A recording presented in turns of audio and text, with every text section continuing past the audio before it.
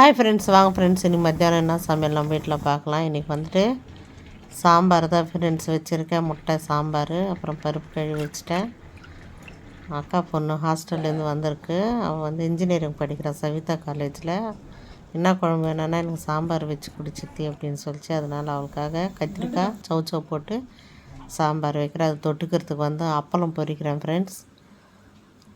அப்பளம் பொரிச்சிட்டு அப்புறம் அதே கடாயில் கடுகு உளுத்தம்பருப்பு தாளித்து சாம்பாருக்கு தாளித்து கொட்டிட்டேன்.